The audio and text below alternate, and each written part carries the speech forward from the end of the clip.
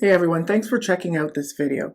In this 5-minute or less video, I will review the difference between foreground and background questions. Understanding the difference between these two types of questions is vital to the evidence-informed process. The EIP process begins with the foreground question. Thus, to ensure that we're asking the right type of question, we need to be able to clearly distinguish these two types of questions. To illustrate this, let's begin this video by considering a clinical situation. A patient is being discharged after arriving in the ER with unexplained symptoms. After a brief hospitalization, it is determined that the patient has multiple sclerosis or MS. You are providing patient teaching, and the patient asks questions about how they could have developed MS because no one in their family has it. You are not entirely familiar with MS and tell the patient that you will need to find out more information and get back to them before they are discharged. As you leave the patient's room, you begin to wonder if this is an opportunity to engage in evidence-informed practice. To determine which direction to take your inquiry, you must first determine if this situation requires an evidence-informed approach. When deciding whether you need to engage in the EIP process, you must clarify whether the knowledge you are seeking relates to a background or foreground question. Making this determination is important. The EIP process begins with a clinical question, and a clinical question is a foreground question. So what is a foreground question? It is a question that is asking for specific knowledge to inform a clinical decision.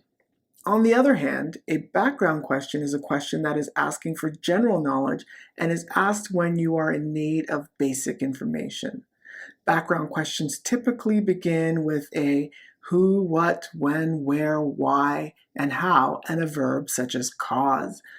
For example, what causes ... or why is something the way it is? For a question to be a clinical question and therefore a foreground question, it must contain at least 3 of 5 essential components.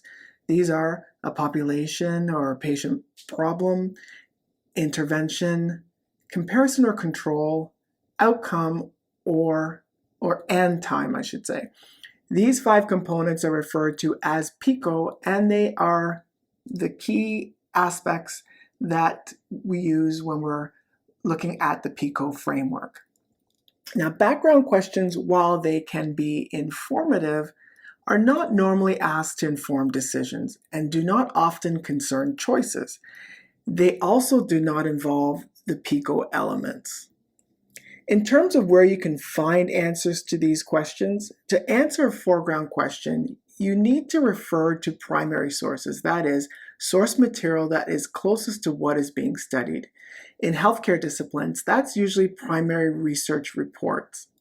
To answer a background question, you can use amended sources or secondary sources that draw from several primary sources and make interpretations.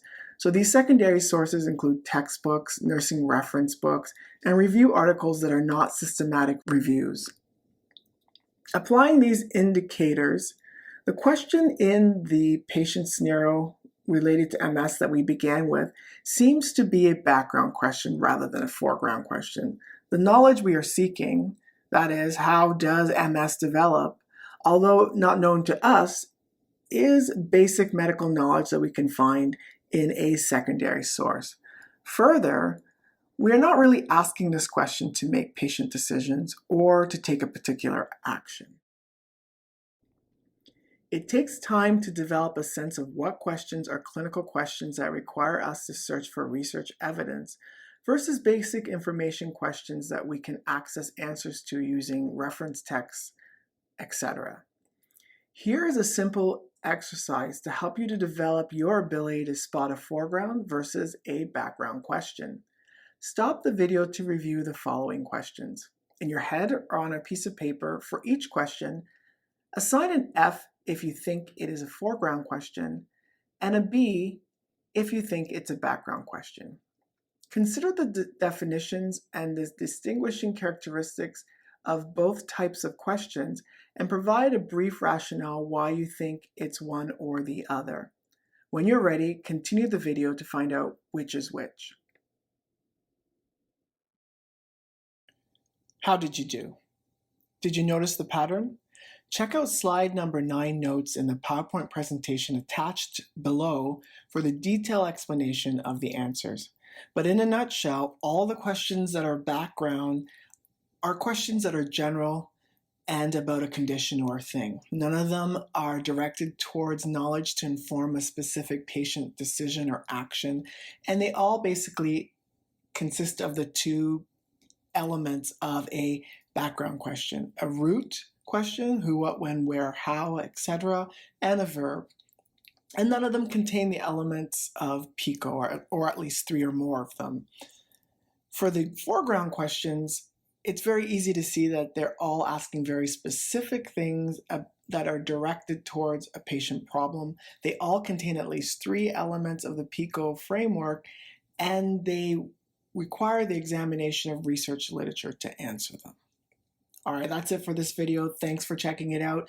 If you're interested in learning more about asking research questions, check out the other videos.